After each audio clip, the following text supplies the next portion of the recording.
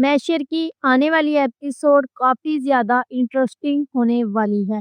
अब ये एक बोरिंग फेज़ से ट्विस्ट भरे फेज़ में इंटर होने वाली है। मैशर की नेक्स्ट एपिसोड में आप लोग देखोगे कि अब्दुर्रहमान अपनी ज़िंदगी में इतना मगन हो गया है कि उसे पता ही नहीं कि उसने आइमा के साथ कितनी ज़्यादती की है और एक अदद पीछे उसकी बीवी भी और बच्चा भी है।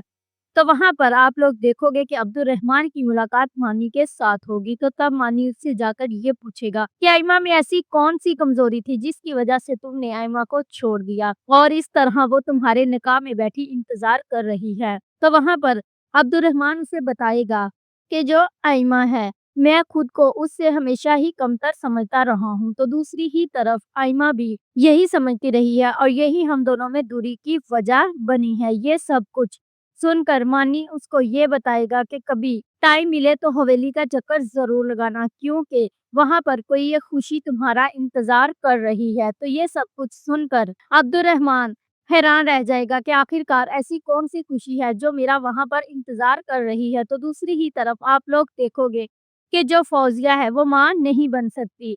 तो यहाँ पर उसे ये एहसास दिलाया जाएगा कि मानी जो है वो शुरू से ही अब्दुर्रहमान के साथ बहुत ज़्यादा अटैच हो चुका है।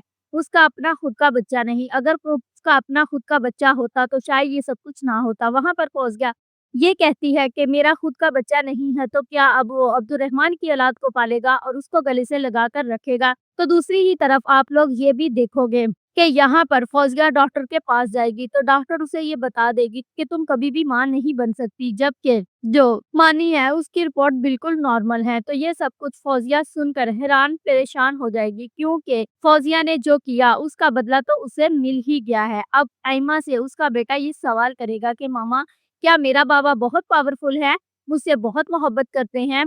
तो वहाँ पर वो उसे बताएगी कि बिल्कुल तुम्हारे बाबा बहुत पावरफुल हैं और वो तुमसे बहुत ज़्यादा मोहब्बत करते हैं। तो वहाँ पर आइमा की जो दोस्त है वो भी आइमा को समझाने की कोशिश करेगी कि आखिरकार तुम कब तक अपनी ज़िद में यूँ यहाँ पर बैठी रहोगी? अगर अब्दुर्रहमान तुम्हें लंदन बुला रहा है तो तुम उसके पास चली जाओ, क्योंकि तुम दोनों की ज़िद और लड़ाई में ये बच्चा अपने बाप की खुशी से महरूम हो रहा है और इसे अपने बाप का प्यार मिलना चाहिए। तो यहाँ पर अब जो मानी ने अब्दुर्रहमान को ये बोला है कि तुम हवेली की तरफ चक्कर ज़रूर लगाना, तो अब्दुर्रहमान हवेली वापस ज़रूर आएगा और जब आएगा तो तब उसे पता चलेगा कि उसका एक बेटा अब्दुल्ला भी है।